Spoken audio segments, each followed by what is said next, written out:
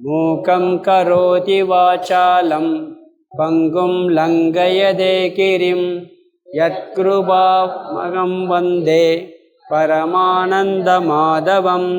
யம் பிரம்மா வருணேந்திர ருத்ரமருதக துன்வந்தி திவ்யைஸ்தவைகை வேதை சாங்கபதக்ரமோபனிஷதை காயந்தி யம் சாமகாஹ த்யானாவஸ்திததத்கதேன மனசாம் பஷ்யந்தி யம் யோகினோ யஸ்யாந்தம் ந விதுசுராசுரகணா. தேவாய தஸ்மை நமக, தேவாய தஸ்மை நமக. மூணாவது அத்தியாயம் கர்மயோகம், 10வது ஸ்லோகம் படிக்கணும். சகயஜ்ஞா பிரஜா ஸ்ருட்வாம் புரோவாஜ பிரஜாபதிஹீம் அனேன பிரசவிஷ்யத்வம் ஏஷ ஓத்விஷ்ட காமதுகம். சகயஜ்ஞா பிரஜா ஸ்ருட்வாம்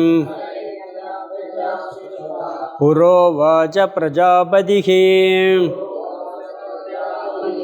அனேன பிரசவிஷ்யத்வம் ஏஷ ஓத்விஷ்ட காமதுகம்.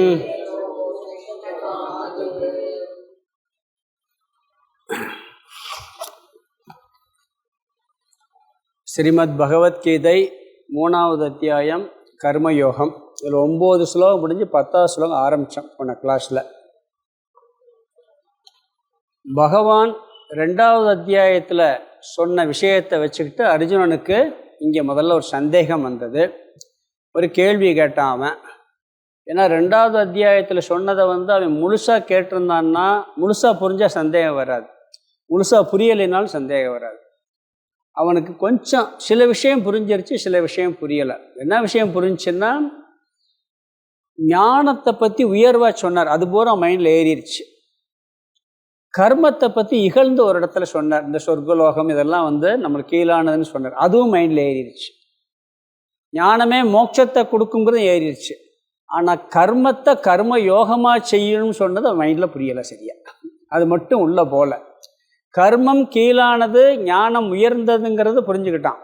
ஆனால் அங்கேயும் கர்மயோகத்தை பற்றி சொன்னார், அது சரியாக புரியலை. அதனால் என்ன பண்ணி கேட்டான்னு சொன்னால், அது எந்த அடிப்படையில் சொன்னாருங்கிறது சரியாக புரியாததுனால அவருடைய கேள்வியின் சாரம் என்னன்னா, கர்மமா ஞானமா? பதில் என்ன சொன்னார்? ஞானந்தான் மோட்சத்தை கொடுக்கும், ஆனால் உனக்கு கர்மந்தான் சிறந்தது. 2 விதமான வாழ்க்கை முறை, 2 விதமான சாதனை.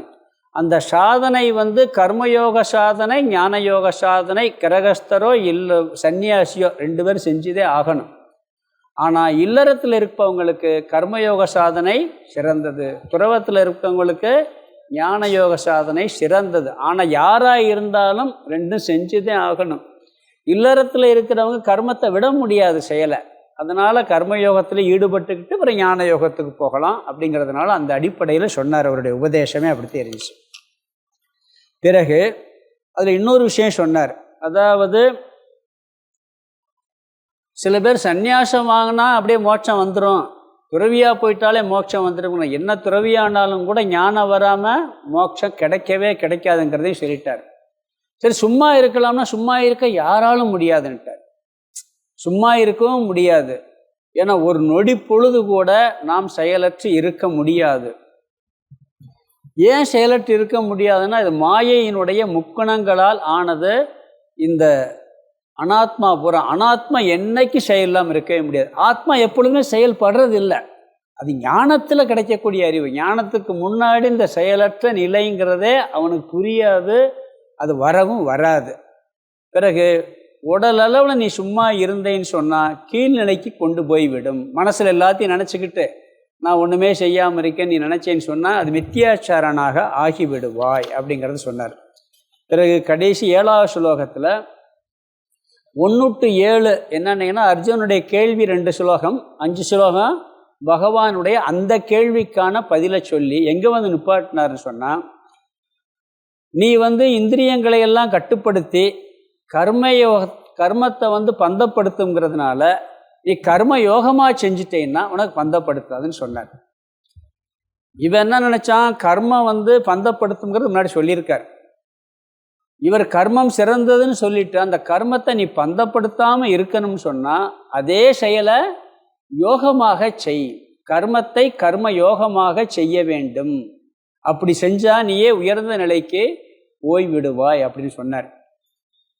இதோட அவர் கேட்டதுக்கு பதில் பண்ணிச்சு. அப்போ கர்மயோகமாக எப்படி செய்கிறதுன்னு சொன்னால் அதை திருப்பி 8வது ஸ்லோகத்துலேருந்து 16 ஸ்லோகம் வரைக்கும் ஆரம்பிக்கிறார். ஸ்டெப் பை ஸ்டெப்பாக அப்படியே கொண்டு வர்றார் அவர். கர்மமா ஞானமானா கர்மம் தான் உனக்கு சிறந்தது, ஆனால் ஞானம் உயர்ந்தது, அது மோட்சத்தை கொடுக்கும். அந்த கர்மத்தை வந்து கர்மயோகமாக செய்யணுங்கிறது இவனுக்கு வந்து 2வது அத்தியாயத்தில் புரியாததுனால இங்கே சொல்லிட்டு திருப்பி மீண்டும் என்ன பண்ணுறாரு, அந்த கர்மயோகத்தை ஆரம்பிக்கிறார். கொஞ்சம் விரிவாக சொல்லுவோம்னு சொல்லி சுருக்கமாக சொன்னோம், புரியலை, இன்னும் கொஞ்சம் நல்லா சொல்லுவோம் அப்படின்னு சொல்லிட்டு 8வது ஸ்லோகத்திலேருந்து ஆரம்பிக்கிறார். அங்கே என்ன சொன்னார், நம்ம 8வது ஸ்லோகத்தில் பார்த்தோம்னு சொன்னால், உன்னுடைய கடமையை செய்ய வேண்டும். அதாவது நியதம் குரு கர்ம, நித்திய நைமித்திய கர்மத்தை நீ விடாமல் செய்ய வேண்டும். 5 விதமான கர்மம் பார்த்தோம். நித்திய கர்மம், நைமித்திய கர்மம், இது ரெண்டும் நம்ம விடவே முடியாது. தினந்தோறும் செய்ய வேண்டிய நம்மளுடைய அன்றாட கடமைகள், நம்மளுடைய தொழில், நம்ம ஜீவிதத்துக்காக செய்யக்கூடிய கடமைகள், இதெல்லாம் தினந்தோறும் ரெகுலராக செய்கிற கடமை. நைமித்திய கடமைங்கிறது எப்பயாவது விசேஷ காலங்களில் இல்லறத்தார்களுக்கு விதிக்கப்பட்டிருக்கு, அதையும் நாம் செய்யணும். இந்த கடமைகளை விடவே கூடாதுங்கிறத சொன்னார். பிறகு பிராயச்சித்த கர்மம், காமிய கர்மம்னு 2 இருக்குது. ஆசை வசப்பட்டு இன்பத்திற்காக செய்ய வேண்டிய செயல்கள் ஆரம்பத்தில் செய்யலாம், பிறகு குறைச்சிக்கலாம். அதே மாதிரி பிராயச்சித்த கர்மம் செய்யலாம், பிறகு பின்னாடி அதையும் விட்டு விட வேண்டும். நிஷித்த கர்மம், அதர்மமான செயல்களை செய்யவே கூடாது. இதுதான் நியதம் குரு கர்ம அப்படிங்கிற வார்த்தைக்கு அர்த்தம். இது சூத்திர வாக்கியம். இந்த 3 வாக்கியம் இருக்கு பகவத்கீதையில். 2 சாமி சொல்லுவாங்க. 2வது அத்தியாயத்தில் 48வது ஸ்லோகத்தில் சமத்துவம் யோக உச்சியதேன்னு சொன்னார். இது ஒரு கர்ம யோகத்துக்கு ஒரு முக்கியமான வார்த்தை. சமத்துவம் யோக உச்சியதேன்னா, உனக்கு நீ செயல் செய்யும் பொழுது விருப்பு வெறுப்பு இல்லாமல் சமபாவனையோட செய்யணும். ஒரு செயலில் ஈடுபாடு, ஒரு செயலில் எனக்கு ஈடுபாடு இல்லைன்னு சொல்லுவோம். கடமைன்னு வந்தாச்சுன்னா, கடமை குழந்தைகளை பார்க்குறதும் கடமை, தன்னுடைய தாய் தந்தர் பார்க்க கடமைன்னு வந்தாச்சுன்னா 2 என்ன இருக்கணும், சமத்துவம் இருக்கணும். அங்கே வித்தியாசம் இருக்கக்கூடாது. அதனால சமத்துவம் யோக உச்சியதே. ஒரு தொழில் பிடிச்சிருக்கும், ஒன்று பிடிக்காமல் இருக்கு, எடுத்தாச்சுன்னு சொன்னால் அதை சமமான பாவனையில் செய்ய வேண்டும். இது ஒரு சூத்திர வாக்கியம் இந்த கர்ம யோகத்துக்கு. அது 2வது அத்தியாயத்தில் 48 சொன்னார். பிறகு ஒரு வார்த்தை சொன்னார், கௌசலம், கர்மசு கௌசலம்னார். கர்மசு கௌசலம்னா எந்த செயல் நீ எடுத்து செஞ்சாலும் ஏனோ தானம் செய்யக்கூடாது. கடமைன்னு வந்துருச்சுன்னா அதை சிறப்பாக செய்யணும். இது 3வது சூத்திர வாக்கியம். இந்த 8வது ஸ்லோகம் நியதம் குரு கர்ம, உன்னுடைய நித்திய நைமித்திய கர்மத்தை கட்டாயம் செய்ய வேண்டும். பிறகு செயல் செய்யாமல் இருப்பதை விட செயல் செய்வதே சிறந்ததுன்ட்டார். சும்மா உட்கார்ந்துருக்கிறத விட செயல் செய்வது தான் சிறந்தது. அப்படி ஒருவேளை நீ செயல் செய்யாமல் சும்மா இருந்தேன்னா உன் சரீரத்தை கூட பாதுகாக்க முடியாது. சரீரத்தை பாதுகாக்க முடியாது, இருந்து என்ன பிரயோஜனம்? அதனால் என்ன சொன்னார், செயல் செய்து கொண்டே இருக்க வேண்டும். செயல் செய்யாமல் இருக்க முடியாதுன்னு முன்னாடி சொன்னார். அதே மாதிரி செயல் செய்யாமல் ஒருவேளை சும்மா இருக்கிறேன்னா மனசுலேயே நீ எதையா நினச்சிக்கிட்டு இருப்பேன். அதனால் செயல் செய்யாமல் இருக்கதை விட செயல் செய்வது மிக மிக சிறந்தது. செயல் செய்யவில்லை என்றால் உடலை பேணுதல் கூட முடியாதுன்னு சொன்னார். இங்கே டியூட்டி என்ன, கடமை, ஆக்ஷன் அப்படிங்கிறதெல்லாம் சொல்லிட்டார். நீ அடுத்து 9வது ஸ்லோகத்தில் என்ன சொன்னார், ஆட்டிடியூடை பற்றி சொன்னார், பாவனையை பற்றி சொன்னார். இந்த கடமையை எப்படி செய்ய வேண்டும், சமபாவனையோட செய்ய எப்படி செய்ய முடியும்னா, நீ எந்த காரியம் செஞ்சாலும் அது இறைவன் பொருட்டுங்கிற எண்ணத்தை உண்டாக்கிட்டேன்னு வச்சுக்கோங்க, அந்த கடமையை ஒழுங்காக செய்வீங்கன்னார். நம்ம செய்கிறோம், அம்மாவுக்காக செய்கிறோம், அப்பாவுக்காக செய்கிறோம், குழந்தைக்காகன்னு சொல்கிறோம். யாருக்காக செஞ்சாலும் இது இறைவன் வகுத்து கொடுத்த நியதிப்படி அவருக்காக நான் செய்கிறேன். கடவுள் தான் எனக்கு இந்த அப்பாவை கொடுத்துருக்காரு, அம்மாவை கொடுத்துருக்காரு, குழந்தைகளை கொடுத்துருக்காரு, இந்த சூழ்நிலையை உருவாக்கி இருக்கிறாரு அப்படிங்கிற அந்த உயர்ந்த ஒருத்தருக்காக செய்யணுங்கும் போது நம்ம அதில் பற்று வரும். அதான் நல்லா செய்வோம். அதுக்காக இறைவனுக்காக செய்கின்றேன் அப்படிங்கிற பாவனையோட செய்யணும்னு சொன்னார். யஜ்ஞார்த்தாத், இங்கே யஜ்ஞார்த்தாத்னா ஈஸ்வரனுக்காக, கர்மனக அப்படின்னார். ஈஸ்வரனுக்காக செய்கின்ற செயல். அதை விட்டுட்டு அந்யத்ர கர்ம அயம் லோகக, வேற ஒரு செயல்களினால் கர்மத்தினால் பந்தனக ததர்த்தம், அதாவது பந்தப்பட்டுள்ளது. நீ இந்த பாவனையோடு செஞ்சா பந்தப்பட மாட்ட. இது இல்லாமல் நீ செஞ்சேன்னு சொன்னால் எந்த செயல் செய்தாலும் அது உன்னை பந்தப்படுத்தும். பிறகு கடமையிலும் அதில் வரக்கூடிய பலனிலும் பற்றை துறந்து செய்ய வேண்டும். கடமையில் சமநிலை இருந்தால் தான் அந்த பற்று இல்லாமல் இருக்க முடியும். பலனிலையும் நம்ம என்ன பண்ணுறோம், பற்று வச்சுக்கிறோம். செய்யும்போது இன்ன பலன் கிடைக்கும், அன்ன பலன் கிடைக்கும் சொல்லி எதிர்பார்ப்போடு செய்கிறோம். அந்த எதிர்பார்ப்பு நம்மளுக்கு வந்து கடமை தான் முக்கியமே ஒழிய அதனுடைய பலன் வந்து நம்மளுக்கு முக்கியம் கிடையாது. ஆட்டிடியூட், அதாவது டியூட்டி ஆக்ஷன் முக்கியம். அது பிரதிபலன் என்னங்கிறதுல நம்மளுக்கு முக்கியம் இல்லை. அதற்கு எதிர்பார்க்காமல் செய்யக்கூடாது. அப்படி செஞ்சால் என்ன, நம்ம சாதாரண செய்முறை செய்கிறது மாதிரி ஆயிரும்னு சொன்னேன் நான் நினைக்கிறேன். ஏன்னா எதிர்பார்த்தானே பண்ணுறாங்க. அந்த காலத்தில் திருமணத்துக்கெல்லாம் என்ன பண்ணுவாங்களாம்னா, ஒரு சிஸ்டம் இருந்ததான், ஒரு பானை வச்சுருவாங்களாம். அந்த பானையில் யார் எவ்வளவு கொடுக்குறாங்கன்னு தெரியக்கூடாது, உள்ளே போட்டு போயிடுவாங்களாம். அதை எடுத்து புதுமண தம்பதிகளுக்கு உங்கள் வாழ்க்கையை நீங்கள் நடத்திங்கன்னு கொடுத்துருவாங்களாம். இதுதான் ஒரு சிஸ்டமாக இருந்திருக்கு. இப்போ என்னன்னா அது ஃபுல்லாக யார் நிறையா அதெல்லாம் தெரியாமல் கொடுக்குறதே இல்லை. அதாவது நாங்கள் சாமி சென்னையில் ஞான வேள்வி நடத்துவார். அந்த ஞான வேள்வியில் கடை 10 நாள் நடத்துவார். ஹெவியாக எல்லோரும் நிறைய நன்கொடை கொடுப்பாங்க. கிட்டத்தட்ட ஒரு 10 நாள் ஒரு 15 லட்ச ரூபாய்க்கு மேலே வரும் அவருக்கு. அந்த குருகாணிக்கை மட்டும் உண்டியல் வச்சுருப்பான். அதில் பார்த்தீங்கன்னா நிறையா வந்து கவரெல்லாம் கொடுத்துருப்போம், போடுவாங்க. சில பேர் என்ன பண்ணுவாங்க, ஒரு 10 ரூபா உள்ளே வச்சுருப்பாங்க. அதை ஒட்டி பேர், அட்ரஸ்ஸு, ஃபோன் நம்பர்லாம் எழுதி போட்டிருப்பாங்க. நிறைய இப்படி சில பேர் வந்து போட்டிருப்பாங்க, ஒன்று அட்ரஸே எழுதியிருக்காரு. நான் சொல்கிறது ஒரு 15-20 வருஷத்துக்கு முன்னாடி, 15 வருஷத்துக்கு முன்னாடி ஒருத்தர் 50,000 ரூபா ஒரு கவரில் வச்சு போட்டிருக்காரு. யாருன்னே தெரியாது, யாருன்னே தெரியாது, அப்படி கவரில் வச்சு போட்டிருக்காரு. இந்த மாதிரியெல்லாம் இருக்குது. இன்றைக்கி அப்படி இல்லை. அது இன்னொன்று கூட சொல்லுவாங்க, ஏதோ ஒரு விசேஷத்துக்கு பால் தேவை எறிஞ்சான் ஊரில். ஒரு பெரிய பானையை வச்சு அதில் பால் கேள்விப்பட்டிருப்பீங்க. பாலை எல்லோரும் காலையில் ஊற்றிட சொல்லிட்டாங்களாம். ஒருத்தர் என்ன நினச்சாரா, நம்ம தண்ணி ஊற்றிடுவோம், ஒரு சொம்பு தண்ணி, அந்த பாலோட கலந்துருச்சுன்னா தெரியாதுன்னு ஊற்றிருக்காரு. காலையில் திறந்து பார்த்தா எல்லாமே தண்ணியாகத்தே இருந்துச்சான். எல்லாருமே என்ன நினச்சிருக்காங்க, இது எப்படி இருக்குது, இப்படியும் ஒரு காலம் இருக்குது. அது என்ன சொல்கிறாரு இங்கே, பலன் பற்று இதில் வந்து அதர்மமானது. இது எதிர்பார்க்காம இல்லை, தப்பாக வர செய்கிறோம். இது இங்கே என்ன சொல்கிறாருன்னு சொன்னால், நீ என்ன செய்யணுமோ செய், அதில் விருப்பு வெறுப்பு இல்லாமல் செய், அதுலேயும் பற்று இருக்கக்கூடாது. அதே மாதிரி பலனிலையும் அது பகவான் பார்த்துக்கிறவார். நாம் பலனில் பற்றில்லாமல் செய்ய வேண்டும். பிறகு 3வது முழு மனதுடன் செய்ய வேண்டும். இதெல்லாம் 9வது ஸ்லோகத்தில் பார்த்தோம். அப்படி முழு மனசோடு செஞ்சால் தான் அந்த காரியம் நல்லா நிறைவு பெறும். அது பகவானுக்காக செய்யன்னு சொல்லும் பொழுது முழு மனசோட செய்வோம். எந்த காரியமே இறைவன் பொருட்டுங்கும் போது செய்வோம். சொன்னேன், அந்த காந்தியை டிரைவராக கார் ஓட்டின கூட சொன்னேன். உயர்ந்த ஒரு காரியத்துக்காக இந்த செயலை செய்கிறேன்னு சொன்னால் நம்மளுக்கு என்ன வரும், ஈடுபாடு ஜாஸ்தியாகும். நம்ம வீட்டுக்கு ஒரு பெரிய விஐபி வர்றாருன்னா அன்றைக்கி சமையல்லே வந்து ஆர்வம் ஜாஸ்தியாயிரும், ஈடுபாடெல்லாம் ஜாஸ்தியாயிரும், கவனமாக செய்வோம். ஏன்னா அது பெரியவருக்காக செய்கிறோம், உயர்ந்த ஸ்தானத்தில் இருக்கவங்களுக்கு செய்கிறோம்னு சொல்லி. நாம் செய்கின்ற ஒவ்வொரு செயலுமே பகவான் இந்த சூழலை நம்மளுக்கு எல்லாம் அமைச்சு கொடுத்துருக்காரு. அவருக்கு நன்றி உணர்வின் பொருட்டும் செய்ய வேண்டும். எதா இருந்தாலும் சரி, குழந்தைகளோ என்ன விஷயமோ தொழில் கூட அவர் பொருட்டுங்கிற மைண்டில் வந்துருச்சுன்னா மைண்டு முழு ஈடுபாடோடு வந்துடும்னார். அப்படி செய்யவில்லை என்றால் பந்தப்படுவாய் அப்படின்னு சொல்லி 9வது ஸ்லோகத்தில் முடித்தார். பாவமோ புண்ணியமோ ரெண்டுலேயும் பந்தம் வரும். புண்ணியமும் பந்தப்படுத்தும். புண்ணியம் வந்து சுகத்தை கொடுத்து பந்தப்படுத்தும், பாவம் துக்கத்தை கொடுத்து பந்தப்படுத்தும். இது கர்ம யோகமாக செஞ்சால் அது பந்தப்படுத்தாது, உன்னை சித்த சுத்தியை கொடுத்து ஞானத்திற்கு கொண்டு போய் சேர்த்து விடும். பிறகு 10லிருந்து 13 வரைக்கும் அந்த பாவனை பலன் வரும்போது எப்படிப்பட்ட பாவனை இருக்குங்கிற கருத்தை வரிசையாக சொல்லிட்டு வர்றாரு. இங்கே இந்த ஸ்லோகத்தில் என்ன சொல்கிறாருன்னா, கர்மயோக வாழ்க்கை முறை, சில வாழ்க்கை முறையை சொல்கிறார். கர்மயோகத்துக்கு எப்படிப்பட்ட வாழ்க்கை முறையில் நம்ம செய்யணும்னு சொல்கிறார். பிறகு அதனால் வரக்கூடிய பலனையும் சொல்கிறார். பிறகு இந்த வாழ்க்கை முறை, கர்மயோக வாழ்க்கை முறைக்கு சில விதிகளை சொல்லி இதெல்லாம் நான் வகுத்து கொடுத்தது. இந்த அறிவை வந்து நான் மனிதர்களுக்கு கொடுத்துருக்கேன்.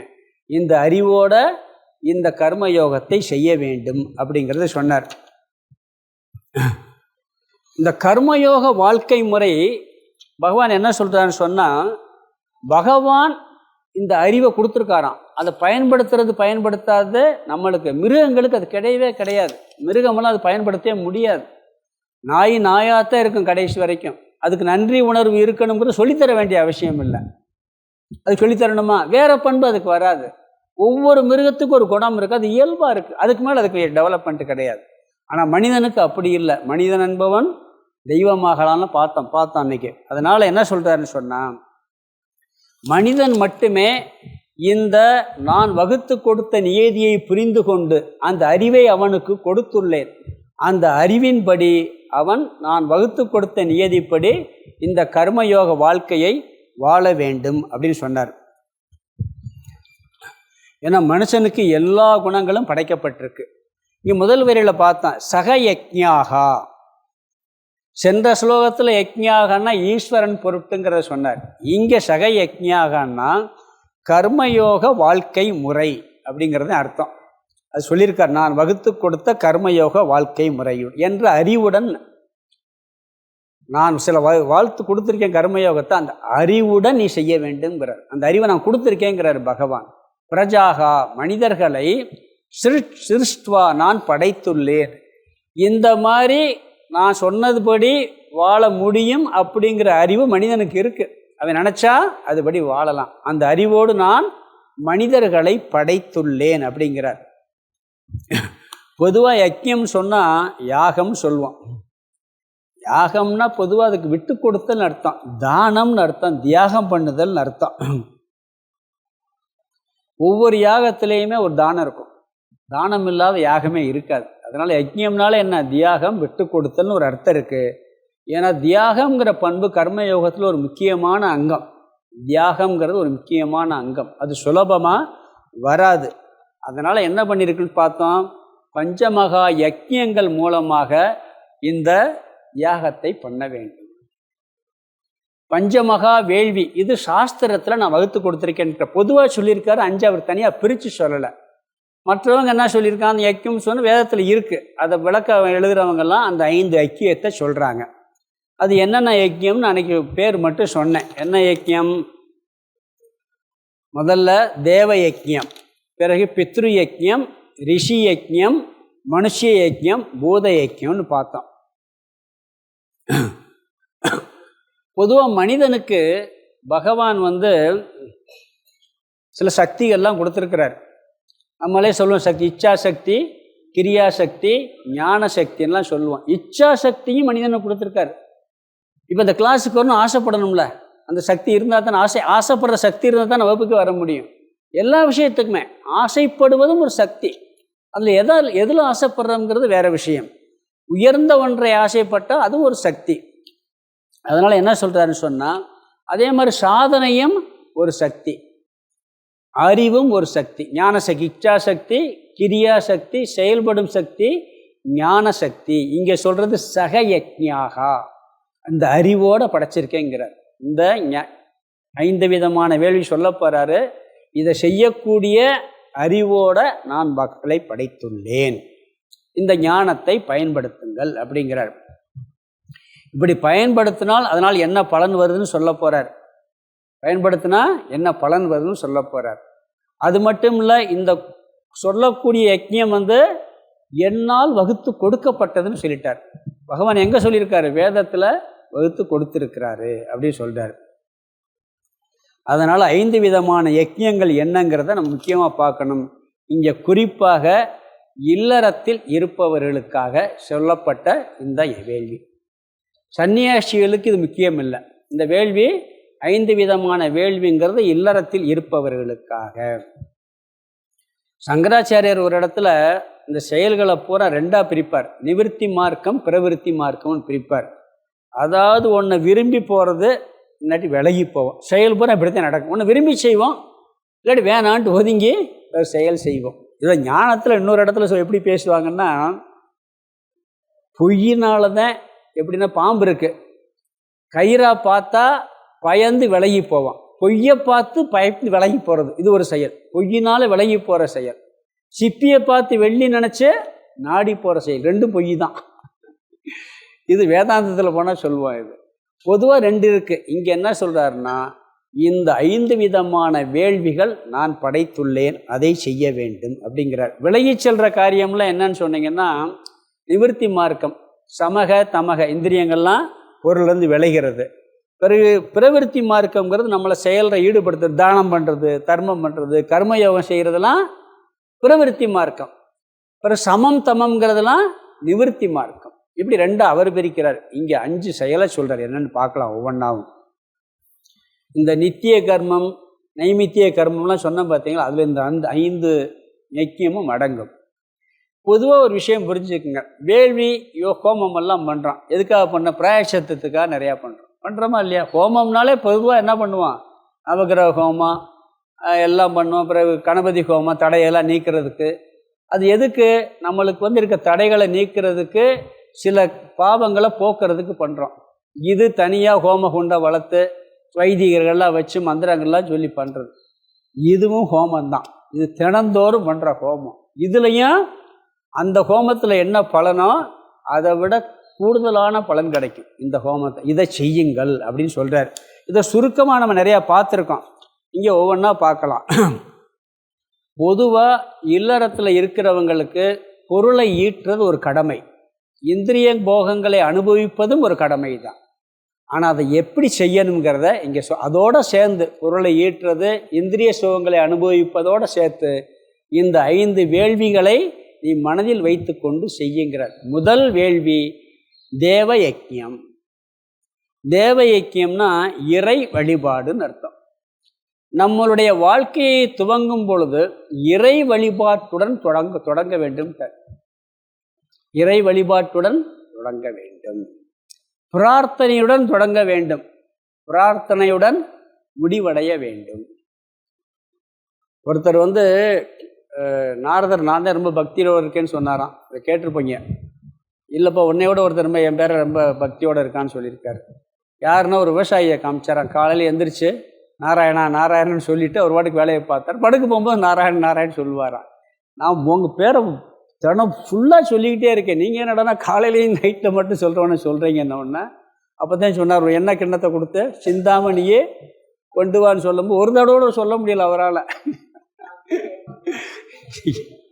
ஏன் கவனம் பூரா அதில் இருக்கு. நீ பார், உனக்கு சின்ன வேலையை கொடுத்தாலே முடியவில்லை, அவன் அவ்வளோ வேலை பண்ணிட்டு 2 இடம் நீ சாமி கும்பிட்றானேன்னாரு. அது மாதிரி நாம் முழுசாக இல்லாட்டாலும் எந்திரிச்ச உடனே காலையில் ப்ரேயர் பண்ணிட்டு நம்மளுடைய கடமையை தொடங்க. இன்னைக்கு பொதுவாக செய்கிறோம், இல்லாமையெல்லாம் இல்லை. அதை மறந்துடும். அதே மாதிரி படுக்க போகும்போது தூங்கும்போது இன்றைக்கி நல்லபடியாக இவ்வளோ நடந்துச்சு, சில விஷயங்கள்லாம் இப்படி இருந்தது அப்படின்னு கடவுள்கிட்ட சொல்லிட்டு படுத்தோம்னு சொன்னால் ஒரு மனசில் ஒரு நிறைவு இருக்குது. இது தேவ யக்கியம். 2 மணி நேரம் 3 மணி நேரம் ஜபம் பண்ணணும்னு சொல்லலை. உனக்கு எவ்வளோ டைம் இருக்கோ, 5 நிமிஷமோ 10 நிமிஷம், இதுக்குன்னு 1 நிமிஷமாவது ஒதுக்கணும். ஒதுக்கி நல்ல பிரார்த்தனையோடு நீ தொடங்க வேண்டும். இல்லை நான் பஸ்ஸில் போகும்போது சாமி கும்பிட்டுக்கிறேன், நடந்து போகும்போது கும்பிட்டுக்கிறேன், எங்கேயாவது இப்படியெல்லாம் நினச்சா அது வேற, அது எல்லா நேரம் பண்ணலாம். இதுக்குன்னு ஒதுக்கி பண்ண வேண்டும், இறை வழிபாட்டுடன் பண்ண வேண்டும்ங்கிறார். நாம் என்ன சொல்லுவோம்னா, குழந்தைய டிவி பார்த்துக்கிட்டே இருக்குன்னு சொல்லி குறை சொல்லுவோம். புரியுதுங்களா? நாம் எப்படி நடந்துக்கிறோமோ அதை பார்த்து குழந்தைகள் வளரும். நம்ம வீட்டில் காலையில் நம்மளுடைய காலை கடன்களை எப்படி முடிக்கிறோங்கிறத பார்த்துட்டு தான் அதுகளும் வரும். முதல் குருவே தாய் தந்தைன்னு சொல்லுவாங்க. சில பேர் காலையில் எந்திரிச்ச உடனே பெட் காஃபி, எந்திரிக்கிறது இல்லை, பெட்டை விட்டு வெளியே வர்றதுக்கு முன்னாடி காஃபிக்கிறது பெட் காஃபின்னு வச்சாங்கன்னே புரியல. பல்லு விளக்காம தானே குடிக்கணும், குடிக்கும் போதே உள்ளே விளக்கிட்டு போயிருமில்ல, பிறகு பல்லு விளக்கணும். அது பெட் காஃபின்னு ஒன்று வச்சுருக்காங்க. அது சில பேர் காஃபி அக்னிஹோத்திரம் வர கையில் அக்னிஹோத்திரம் பண்ணிக்கிட்டு கையில் பேப்பரு, அப்படிதான் வாழ்க்கையே ஆரம்பிக்குது. அது வேறு அக்னிஹோத்திரம், இது வேறு அக்னிஹோத்திரம். பார்க்குறோம்ல, இப்படி குழந்தைகள்லாம் பார்த்தா எப்படி இருக்கும்? காலையில் எந்திரிச்சு குளிச்சுட்டு அழகாக ப்ரேயர் பண்ணி ஒரு 5 நிமிஷம். நான் சில விவசாய வீட்டில் பார்த்துருக்கேன், குளிச்சுட்டு அழகாக ஒரு பத்தியை பொறுத்து வச்சு சாமி போடுவார். வேறு ஒன்றும் பெருசாக இருக்காது. அதே மாதிரி வேலைக்கெல்லாம் போயிட்டு வந்தோன்னே கை காலை கழுவிட்டு அப்படி குளிச்சுட்டு ஒரு பத்தி பொறுத்தி வச்சு சின்ன கிராமத்தில் சாதாரண விவசாய குடும்பங்கள்லாம் பார்த்துருக்கேன். அதுக்குன்னு ஒரு இடத்த ஒதுக்கி இப்போ பூஜை ரூம்பெல்லாம் கட்ட முடியாது. சில பேர் என்ன பண்ணுவாங்க, சமையல் கட்டிலே ஒரு சின்ன செல்ஃப் வச்சுருப்பாங்க, இடம் இல்லை, அவங்க இல்லாட்டி படம் இருக்கும். அப்படி வச்சுக்கிட்டு அதை வந்து ரெகுலராக செய்ய வேண்டும். இறை வழிபாட்டுடன் துவங்க வேண்டும். அதாவது இப்படி ப்ரேயர் பண்ணாலே நமக்கு மனசில் ஒரு தெளிவு கிடைக்கும். அதை பிரார்த்தனை செஞ்சு பார்த்தாத்தான் நம்மளுக்கு தெரியும். இது திருஷ்ட பலன், மனசில் ஒரு அமைதி கிடைக்கும். ஒரு கண்ணுக்கு தெரியாத புண்ணிய பலனும் நம்மளுக்கு கிடைக்கும். மனதில் அமைதியும் புண்ணியமும் இறை வழிபாட்டுடன் செஞ்சால் கிடைக்கும். பிறகு இந்த இறை வழிபாட்டில் இன்னொரு பலன் என்ன சொல்கிறாங்கன்னா, நீங்கள் வந்து என்ன ஒரு காரியம் பண்ணாலும் வெற்றியே கிடச்சிக்கிட்டு இருக்குங்கிறது நியதி கிடையாது. தோல்வியும் கட்டாயம் வரும். தோல்வி கட்டாயம் வரும், வராமலாம் இருக்காது. என்னதான் திட்டம் போட்டு செய்தாலும் தோல்வியை சந்திச்சுட்டே ஆகணும். இந்த இறை வழிபாட்டுடன் செய்கிறவனுக்கு ஒரு தோல்வி வந்து அந்த ஒரு தோல்வியோடு முடிஞ்சு போயிடும். இந்த பக்தி இல்லாதவனுக்கு தோல்வி வந்தால் இன்னொரு தோல்வி வரும், ரெண்டாவது ஒரு தோல்வி வருமா. என்ன தோல்வின்னு சொன்னால், அவன் என்ன பண்ணுவான், சோர்ந்து போய் படுத்துருவான், இல்லாட்டி சூசைட் பண்ணுவான், இல்லாட்டி வேறு மது பழக்கத்துக்கு அடிமையாயிடுவான். என்ன இப்படி ஆகி ஒரு பிஸ்னஸ் பண்ணுறான், பெரிய நஷ்டம் வந்துருச்சுன்னா சாதனை என்ன பண்ணா, கடவுள்கிட்ட போய் பிரார்த்தனை பண்ணும் போது இவனுக்கு அந்த சுமையெல்லாம் இறங்கிடும். சரி, அடுத்த முயற்சியை ஆரம்பிச்சிருவான். இவன் என்ன பண்ணுவான், இப்படி ஆகிப்போச்சேன்ட்டு வேற ஒரு ரூட்டில் போயிடுவான். சில பேர் என்ன பண்ணுறாங்க, தன்னையே அழிச்சிக்கிறாங்க. அப்போ ரெண்டாவது ஒரு தோல்வி வருதுங்கிறாரு. இறை வழிபாட்டுடன் வந்தால் தோல்வி வராது. நான் சொல்லியிருக்கேன், சாண்டா சின்ன பார்த்தேன், அவர் திட்டியே சாமியை கும்பிட்டுருக்காரு. தோல்வி வந்தால் திட்டி கும்பிடுவார். போவாராம், ரொம்ப லாஸ் ஆகிடுச்சுன்னா சினிமா படம் எடுத்துச்சுன்னா முருகனை போய் அப்படி திட்டுவாராம், ஃப்ரீ ஆகிடுவாராம். அது ஒரு வழிபாடு. நான் உன்னை எவ்வளோ பக்தியோட பூஜை பண்ணி வழிபட்டனே, இப்படி நஷ்டமாகி போச்சு, நீ எல்லாம் ஒரு ஆளான்னு சொல்லி திட்டிட்டு வந்துடுவாராம். ஃப்ரீ ஆகிடுவார் அவர், மைண்டு ஃப்ரீ ஆயிருமா. அது மாதிரி நம்மளுக்கு தோல்வி கிடச்சா கூட கடவுள்கிட்ட போய் என்ன பண்ணலாம், நல்லா திட்டிடலாம். உன்னை கும்பிட்டதுக்கு எனக்கு இதான் பலனா. மைண்டு இதெல்லாம் சைக்காலஜி, மைண்டு ஃப்ரீ ஆயிரும். அப்போ தோல்வியோட ஒரு தோல்வியோட முடியும் தேவ ஐக்கியம் பண்ணுறவனுக்கு. தேவ ஐக்கியம் பண்ணாதவனுக்கு அடுத்து ஒரு தோல்வியும் வரும். முதல்ல மனசு அமைதியாகும் இறை வழிபாட்டில், புண்ணியம் சேரும். ரெண்டாவது பலன் என்ன பலன், அந்த ஒரு தோல்வியோட முடிஞ்சுன்னா அடுத்த தோல்வி வராது. இவனுக்கு அப்படி இல்லை. அதனால் என்ன சொல்கிறான்னு சொன்னால், இந்த தேவ ஐக்கியம்ங்கிறது மிக மிக முக்கியம். அந்த பிரார்த்தனைக்கு அப்படி ஒரு சக்தி இருக்கிறது. நம்மளுக்கு தோணும் அதுக்குன்னு அவ்வளோ பெரிய சக்தி இருக்கான்னு சொல்லி, நீங்கள் செஞ்சு பார்த்தாத்தான் தெரியும். நான் ஏதோ 2 பூ வச்சு வழிபடுறேன், எனக்கெல்லாம் அப்படி பலன் கிடைக்குமான்னு கிடைக்கும். கிடைக்காதெல்லாம் ஒன்றும் கிடையாது. அதாவது எறும்பு ஊற கல்லும் தேயுங்கிறது மாதிரி தினந்தோறும் செய்கின்ற பிரார்த்தனையில் மனசு நம்மளை எறியாமல் பக்குவப்பட்டுக்கிட்டே இருக்குங்கிறார். பிறகு 3வது ஒரு பலன் இருக்குது. வேதாந்தத்துக்கு வந்தபொழுது பகவான் மீது ஸ்திரத்தை வர ஆரம்பிச்சிடும். அந்த நம்பிக்கை வந்து இந்த வழிபட்டு அதனுடைய பலனாக நம்பிக்கை ரொம்ப ரொம்ப முக்கியம். அது வேதாந்தத்துக்கு வரும்பொழுது பகவான் கொடுத்த வேதத்திலையும் அவர் கொடுத்த இந்த ஞானத்திலையும் நம்பிக்கை வர ஆரம்பித்து விடும். அந்த பக்தியில் அதெல்லாம் பார்ப்போம். இதெல்லாம் பக்தி யோகத்தில் 12வது அத்தியாயம் போகும் பொழுது இதை பற்றி விரிவாக அந்த தேவ ஐக்கியத்தை பற்றி நிறைய நம்ம பார்க்க போகிறோம். இங்கே முக்கியமாக ஈஸ்வரனிடம் ஒரு நம்பிக்கையும் சிரத்தையும் வரும்.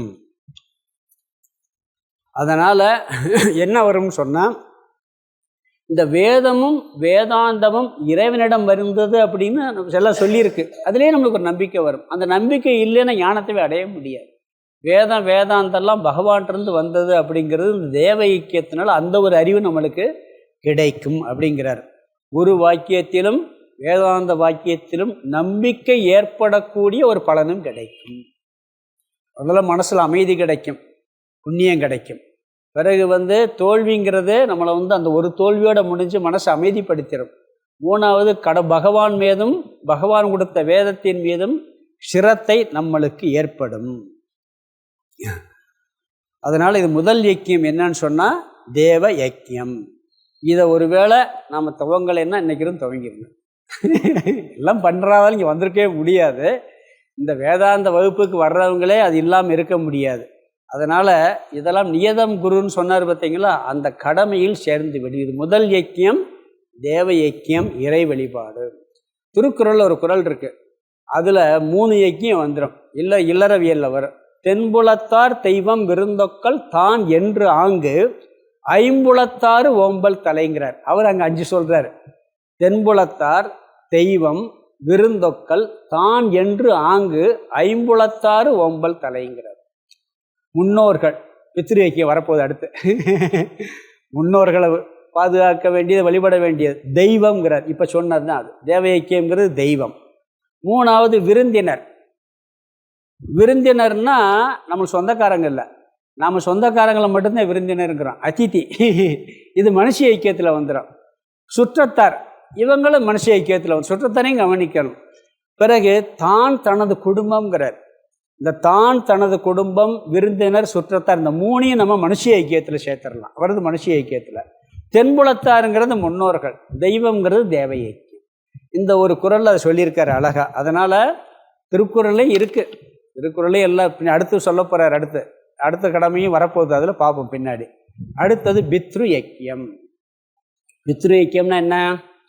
முன்னோர்களை, நம்மளுக்கு முன்னாடி வாழ்ந்து சென்றவர்களை நினைத்தல், அவர்களை வழிபடுதல், அவர்களுக்கான கடமைகளை செய்தல், உயிருடன் இருந்தார் அவர்களை பாதுகாத்தல். எதுக்கு அவங்கள பண்ணணும்னு சொன்னால், நாம் இப்படி இருக்கிறதுக்கு காரணமே நம்முடைய முன்னோர்கள் தான். நாம் இப்படி இருக்கோம்னு நிறைய விஷயங்கள் அவங்ககிட்ட கற்றுக்கிட்டோம். ஒரு பழக்க வழக்கங்கள் எல்லாம் யார்கிட்டருந்து வந்தது? அவங்ககிட்டருந்து வந்தது. சொல்லுவான் இல்லை, சில பேர் சொல்லுவாங்க, நீ உங்கள் பெரியப்பா மாதிரி வாழ்கிறா, அப்போத்தான் நல்லா இருப்ப, சித்தப்பா மாதிரி வாழ்ந்து கெட்டு போகாதேம்பாங்க.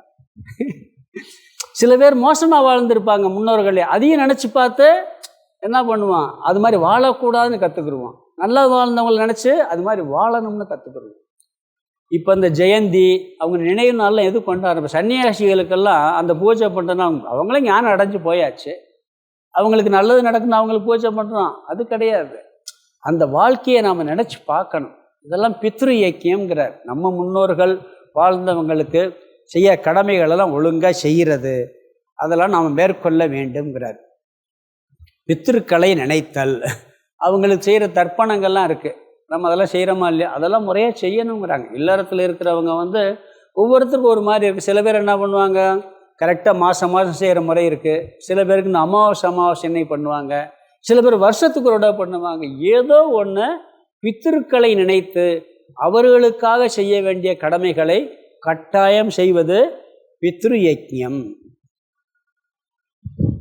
இதில் இந்த தர்ப்பணம் சாஸ்திர ரீதியாக செய்கிறோம், இதெல்லாம் போய் அவங்களுக்கு போய் சேருமா அப்படின்னு சந்தேகம். இங்கே செய்கிறது அவங்களுக்கு போய் சேருமா அப்படின்னுலாம் ஒரு சந்தேகம் வருது. அதெல்லாம் நம்மளுக்கு தேவையில்லாத விஷயம். சாஸ்திரம் சொல்லியிருக்கு சேரும்னு சொல்லி. என்ன புரியுதுங்களா? எப்படி சொல்கிறாங்கன்னா, அதாவது அதில் ஒரு புண்ணியம் கிடைக்கும் அந்த செய்யும் பொழுது. அது ஒரு கடமையாக நினச்சி நாம் செய்கிறோம். எந்த ஒரு சாஸ்திர ரீதியாக செய்கிற ஒரு தானம்னு ஒன்று இருக்கும். தானம் ஒன்று இருக்கா இல்லையா? அதில் தானம் இருக்கும். 2 பேருக்கு சாப்பாடு போடணும்னு சொல்லுவோம், போய் செய்வாங்க. ராமேஸ்வரத்துக்கு 4 பேருக்கு சாப்பாடு போட்டுவாங்க, பசுவுக்கு கீரை வாங்கி கொடுங்கம்பாங்க. இந்த ஐக்கியத்தில் இதெல்லாம் வரும். சில பேருக்கு காக்காய்க்கு சோறு வை அப்படிங்கிறதெல்லாம் ஒன்று இருக்குது. அதுலெல்லாம் தப்பான ஒரு அபிப்பிராயம் இருக்குது. முன்னார்கள்லாம் காக்கா வடிவத்தில் வந்துருக்காங்கன்னு சொல்லி, இதில் எவ்வளோ முட்டாள்தனமான வருது. அது எதுக்கு அந்த பித்திருக்களுக்கு வைக்கும்போது காக்கைக்கு போடுறதுன்னு தெரியுங்களா? அதில் ஒரு புத்தி இருக்குது. காக்கை எல்லாத்தையும் கூப்பிட்டு சாப்பிடும்.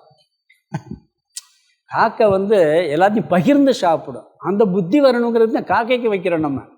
சும்மா இது முன்னோர்கள் அவங்க காக்கை அப்படி தின்னா அவங்க என்னப்பா இவ்வளோ மோசமாக பிறக்கணும், நல்ல முறை பிறந்துடக்கூடாதா? அது அர்த்தம் கிடையாது. பண்ணுறது இதுக்காகத்தான். அதனால் என்ன சொல்கிறாரு சொன்னால், இந்த கடமையை கட்டாயம் செய்ய வேண்டும். அதாவது நாம் செய்கிற அந்த பித்திருக்களுக்கு செய்கின்ற தர்ப்பணம் முதலான சாஸ்திர ரீதியாக செய்கிறது, இல்லை சாஸ்திர ரீதியாக இல்லாமல் சாதாரணமாக செய்கிற கடமைகள் அதில் தானமும் அங்கமாக இருக்கும். அந்த புண்ணியம் அவங்களுக்கு தேவை இருந்தால் போய் சேருமா. புண்ணியம் தேவை இருந்தால் அவங்களுக்கு போய் சேருமா.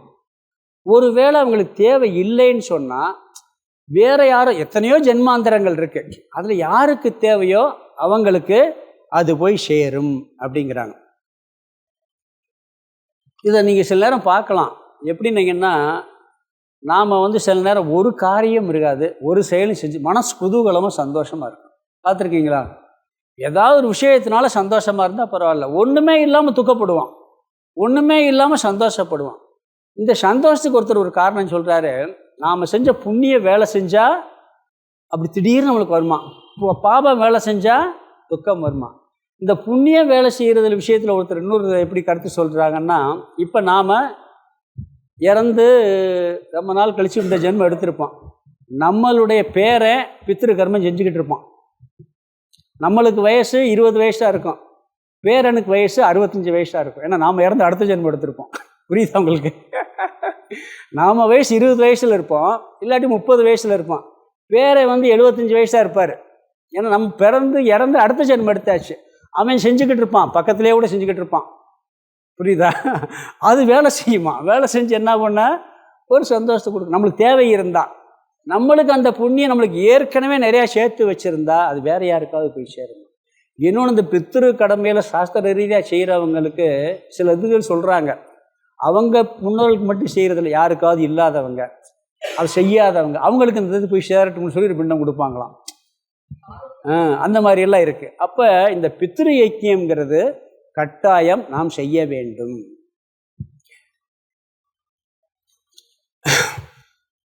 அடுத்தது 3வது ரிஷி ஐக்கியம்.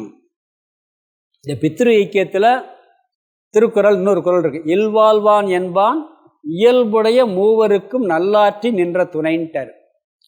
அதில் இயல்புடைய மூவர் யாருன்னு சொன்னால், ஒன்று குழந்தைங்க, அடுத்தது நம்மளுடைய தாய் தந்தையர்கள். யாருன்னா வீட்டில் உட்காந்துருக்காங்க அவங்களாம் ரிட்டையர்ட் ஸ்டேஜில் இருப்பாங்க அவங்க. இன்னொருத்தர் சன்னியாசி. அப்போ அந்த தாய் தந்தையருங்கிறது அதை போற்ற வேண்டியதும் இல்லறத்தானுடைய கடமைன்னு சொல்கிறார் இந்த இடத்துல. பித்ரு ஐக்கியத்தை இங்கேயும் சொல்கிறார். இங்கே இறந்த பிறகு செய்கிறது ஒன்று, உயிரோடு இருக்கிறவங்களுக்கு செய்கிறது ஒன்று. அது திருக்குறளையும் வருது. அடுத்தது ரிஷி ஐக்கியம். இது பிரம்ம ஐக்கியம்னு பேர், ரிஷி ஐக்கியம்னு பேர். இதுக்கு என்னன்னு சொன்னால், ரிஷிகள் வகுத்து கொடுத்த சாஸ்திரங்களை படித்தல். இதுக்கு பேர் ரிஷி ஐக்கியம். இதுவும் தினம் செய்யணுங்கிறார். நாம் இறந்து போயிட்டாங்கன்னா எப்போயாவது மாதம் ஒரு நாள், வருஷத்துக்கு ஒருக்கா செய்கிறோம், அது வேறு. உயிரோடு இருந்தால் அவங்கள தினம் பாதுகாக்க வேண்டிய நம்முடைய கடமை. இது பித்ரு ஐக்கியம். தேவ ஐக்கியம் தினம் செய்யணும். இந்த ரிஷி ஐக்கியம் தினந்தோறும் செய்யணும். என்னன்னு சொன்னால், பெரியவர்கள் வகுத்து கொடுத்த சாஸ்திரங்களை கொஞ்சமாவது படிக்கிறது, அதை காப்பாற்றுறது. காப்பாற்றுறதுன்னா பகவத்கீதையை பீரோவில் வச்சு சூடம் பற்றி காமிச்சு பூட்டி வைக்கிறது இல்லை. ஏன்னா அதில் இருக்க ஸ்லோகங்களுடைய அர்த்தத்தை மனப்பாடம் பண்ணி அதை திருப்பி நம்முடைய சந்ததிகளுக்கு சொன்னோம்னு சொன்னால் அப்படியே பரம்பரையாக தொடரும். அப்படி காப்பாற்றுறதுன்னு சொல்கிறாரு. இப்போ மகாபாரதத்தை வியாசர் எழுதிட்டு போயிட்டார். இன்னைக்கு வரைக்கும் இருக்கா இல்லையா? ராமாயணம் வால்மீகி, மகாபாரதம் 5000 வருஷம், வால்மீகி ராமாயணம் 9 லட்சம் வருஷம் ஆகுதுங்கிறாங்க. ராமாயணம் 8 லட்சம் 9 லட்சம் வருஷம் ஆச்சுங்கிறாங்க. இன்றைக்கி வரைக்கும் எப்படி காப்பாற்றப்பட்டிருக்கு? தொடர்ச்சியாக படிச்சுக்கிட்டு இருக்காங்க. இன்னைக்கு சவுதியில் ராமாயணம் படிச்சுக்கிட்டு இருக்காங்க, ராமர் கோயில் கட்டிக்கிட்டு இருக்காங்க. ஆச்சரியமாக இருக்குது. அவர் ராமாயணத்தை தூக்கி வச்சு சவுதி மண்ணை தூக்கிட்டு போகிறார், மோடி கூட. இது பெரிய ஆச்சரியமாக தான் இருக்குது. ஏன்னா இதெல்லாம் எப்படி காப்பாற்றப்படுதுன்னா, புஸ்தகத்தை வச்சு காப்பாற்றப்படலை, ஏட்டில் வச்சு காப்பாற்றப்படலை, தினந்தோறும் படிப்பதனால காப்பாற்றப்பட்டிருக்கு. அதாவது வேதோ நித்திய மதியதாம்னு ஒன்று இருக்குது. அதாவது சாதன பஞ்சகத்தில் சொல்கிறார், வேதமானது பெரியவர்கள் எழுதிய சாஸ்திரமானது படிக்கப்பட வேண்டும். ஒருத்தர் சொன்னார், நம்ம பாரத தேசத்தில் என்ன சொன்னாருங்கன்னா, இந்த இந்திய நாட்டில் இருக்கக்கூடிய எல்லா வேதத்தையும் அழிச்சிட்டா கூட நான் மனப்பாடமாக சொல்லி எழுதிடுவேன். இன்றைக்கி வியாசர் வேதத்தை எழுதலை, வேதத்தை தொகுத்து பிரித்து கொடுத்தான்னு சொல்லுவாங்க. ஏன்னு சொன்னால் 4 வேதம் இருக்குது. மக்கள் ஒரே ஆளோட 4 வேதத்தையும் படித்து மனப்பாடம் பண்ணி சொல்ல முடியாது. அப்போ என்ன பண்ணார்னு சொன்னால், நீங்கள் இந்த குரூப்பெலாம் ரிக்வேதம், இந்த குரூப் யஜுர்வேதம், இந்த குரூப்பு சாம வேதம், அதர்வணி, இதை மட்டும் நீங்கள் ஃபாலோ பண்ணுங்கள், டைம் இருந்தால் மிச்ச வேதத்தை படிங்க. சில பேர் 4 வேதத்தையும் மனப்பாடம் பண்ணியிருக்காங்க. இப்போயும் அந்த சொரம் தவறாமல், அந்த உச்சரிப்பு கூட வித்தியாசம் இல்லாமல் கரெக்டாக சொல்லலாம்னு நம்ம பாரத தேசத்தில் எவ்வளவோ இருக்குது. இன்றைக்கி எவ்வளவோ புஸ்தகங்கள்லாம் எரிக்கப்பட்டிருக்கு. இந்த நாலந்தா பல்கலைக்கழகத்தில் பெரிய லைப்ரரி, அவன் எரிக்கிறான். கேட்குறான், இதில் குரானில் இருக்கிறதான்னு கேட்டாப்புலையா? இதெல்லாம் குரானில் இருக்கிறதுல வேறு விஷயம்னா, அதுக்கு இதில் இருக்குன்னு தீய வச்சுட்டானா. அடுத்த ஒரு பெரிய ஹாலில் இருக்க புஸ்தகத்தில் இது என்னன்னு கேட்டிருக்கான், குரானில் இருக்கிறதேன்னு சொன்னாங்களாம். அதையும் குரானில் இருக்க பிறகு இருக்குதுன்னு அதையும் தீய வச்சு பொசிட்டாங்க. அவ்வளோ பொசுக்குனாலும் இன்னைக்கு வரைக்கும் இருக்குது. நீங்கள் பார்த்தீங்கன்னா ஒரு குரூப்பு வேதத்தை காப்பாற்றிக்கிட்டு இருக்கு, ஒரு குரூப்பு ராமாயண, மகாபாரதம், பாகவதம், புராணங்களை காப்பாற்றிக்கிட்டு. கிராமங்கள் எல்லாம் பார்த்தீங்கன்னா இந்த பாகவதம் படிக்கிற பழக்கம் இருக்குது, ராமாயணம் படிக்கிற பழக்கம் இருக்குது, மகாபாரதம் படிக்கிற பழக்கம் இருக்குது. ஒரு பெரியவரில் எங்கள் ஊரில் பார்த்தேன், கிராம பாணியில் மகாபாரதம் முழுசாக சொல்வார், கதையை அப்படி அழகாக சொல்வார். இது இன்றைக்கும் கூட தொன்று தொட்டு வருது. அப்போ அந்த ரிஷி ஐக்கியம் காப்பாற்றப்படுறதுனால தான் நம்மளுடைய இந்த சம்பிரதாயங்கள், இந்த படிக்கிறதெல்லாம் இருக்குது. தினம் ஒரு திருக்குறள் படிக்கிறது, 2 ஸ்லோகம் படிக்கிறது, இதெல்லாம் காப்பாற்றப்படும். எங்கள் ஊரில் இந்த ராமர் கோயிலுக்காக செங்கல் பூஜையெல்லாம் நடத்தினோம். அப்போ நடத்துகிற பொழுது ஒரு சின்ன கிராமம்னா ஒரு 36 கிராமங்களில் போய் அதுக்கு ஏற்பாடு பண்ணேன். அந்த பூஜையெல்லாம் பண்ணி அங்கே அயோத்திக்கு அனுப்புறதுக்கு. அப்போ அந்த நேரத்தில் ஒரு கிராமத்துக்கு போயிருந்தேன். அந்த கிராமத்தில் போய் போனோடனே அந்த மார்க்சிஸ்ட் கம்யூனிஸ்ட் கட்சி தலைவரை கூப்பிடுப்பான்னாங்க. கம்யூனிஸ்ட் கட்சி தலைவரை கூப்பிடு, அவர் தான் நல்லா ஏற்பாடு பண்ணுவார். என்னையா நாங்கள் ராமர் கோயில் கட்டுறதுக்கு பண்ணி இந்த கம்யூனிஸ்ட் தலைவருங்கிறேன், அவர் தான் இங்கே ராமாயணம் ரெகுலராக படிப்பாருங்கிறான். எனக்கு ஆச்சரியமாக போச்சு. அப்புறம் வந்தால் என்னென்ன நீங்கள் கம்யூனிஸ்ட் கட்சியில் இருக்கீங்கன்னு சொல்கிறாங்க, நீங்கள் அது வேறு இது வேறு, இது நம்ம ராமர்னே.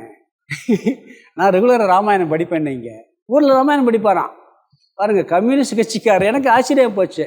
அந்த 36 கிராமத்தில் அவர் தான் பிரம்மாண்டமாக தோரணமெல்லாம் கட்டி, மைக் செட்டெல்லாம் கட்டி பெருசாக ஏற்பாடு பண்ணியிருந்தார். அப்போ இந்த ராமாயணம் புஸ்தகத்தில் காப்பாற்றப்படலை, படிக்கிறதுனால. இது ரிஷி யக்கியம்ங்கிறார். நாமளும் சில ஏதாவது ஒன்றை கட்டாயம் படிக்க வேண்டும். நாம் எந்த நூலை படிக்கிறோன்னு வச்சு நம்மளே முடிவு பண்ணுவாங்க. சில பேர் பகவத்கீதை படிச்சுக்கிட்டு இருந்தால் அவனுக்கு தனி மரியாதை இருக்கும். துப்பறியின் நாவல் படித்தா அது ஒரு விதம். பிறகு என்னென்னமோ நாவல்லாம் இருக்கு, அவன் ஒவ்வொருத்தன் ஒரு புஸ்தகம் படிப்பான். அதனால் இந்த சாஸ்திரங்களில் முக்கியமான நூல்களை நாம் படிக்க வேண்டும். அதாவது அதை படிக்கிறதுனால என்ன சொல்கிறாங்கன்னு சொன்னால் மனசும் சுத்தம் அடையும். இந்த சாஸ்திரங்களை தினம் புரிஞ்சு படித்தா ஞானம் வரும், புரியாமல் படித்தா சித்த சுத்தி வருங்கிறாங்க. அதனால தான் பாராயணம்லாம் வச்சுருக்காங்க. பகவத்கீதை பாராயணம், திருக்குறள் பாராயணம் இருக்குது, எல்லா நூலும் பாராயணம் இருக்குது. அதனால் என்ன சொல்கிறாருன்னா தூய்மையாக இருக்க வேண்டும். ஒரு திருக்குறள் இருக்குது, கேள்விங்கிற அதிகாரத்தில், இழுக்கள் உடையெளி ஊற்றுக்கோல் அற்றே ஒழுக்கம் உடையார் வாய்ச்சொல்கிறார். ஒழுக்கம் உடைய சான்றோர்களின் வாய்ச்சொற்கள் வழுக்கல் உடைய சேற்று நிலத்தில் ஊன்றுகோல் போல் வாழ்க்கையில் உதவும். நம்மளுக்கு இந்த மாதிரி வார்த்தைகள்லாம் எத்தனை பேர் திருக்குறளில் சான்று சொல்கிறோம். அது மாதிரி ஒரு வழுக்கல் இருக்கக்கூடிய சேத்துல ஒரு ஊன்றுகோல் இருந்தால் எப்படியோ அப்படி இந்த சாஸ்திரங்கள்லாம் நல்ல நூல்களை படிக்கிறதுனால நம்மளுக்கு அது பயன்படும். சத்சங்கம் நம்ம பயன்படும் சொல்லுவாங்க. எல்லா நேரம் சத்சங்கம் கிடைக்குமா? இப்போ எல்லா நேரமும் அந்த வகுப்பு நடத்த முடியுமா? ஆனால் அங்கே இந்த வகுப்பு நடத்தின பிறகு அந்த புக்கை போய் வீட்டில் படிக்கலாம், அதை 2 பாராயணம் பண்ணலாம். அதனால் இதெல்லாம் நம்மளுக்கு ரிஷி யக்கியம் அப்படிங்கிறார். இது நம்மளை மாற்றிவிடும், வாழ்க்கையவே மாற்றி நல்ல ஒரு மனசில் ஒரு அமைதியையும் ஒரு சித்த சுத்தியும் கொடுக்குறாங்க. சில பேருக்கு பாருங்கள், சில வார்த்தைகள், ஒரு சில வார்த்தைகளே சில பேரை மாற்றிடும். காதற்ற ஊசியும் கடைவெளி வரன்னு ஒரே வார்த்தை தான் பட்டினத்தாரே மாற்றி பிடிச்சி. சில வார்த்தைகள் சும்மா இருன்னு நம்ம தாய்மானவருக்கு சொன்னார். அவர் செத்து தொலைனார் ரமண மகரிஷி. அந்த வார்த்தை மாற்றிச்சு அவரை. பெரியவங்களுடைய வார்த்தைகள் இப்படியெல்லாம் இருக்குது. நாம் என்ன நினைப்போம்னா, இப்போ சம்பாதிக்கிற வயசு, ரிட்டையர்மெண்ட்டுக்கு பிறகு பார்த்துக்கலாம், உட்கார முடியாது,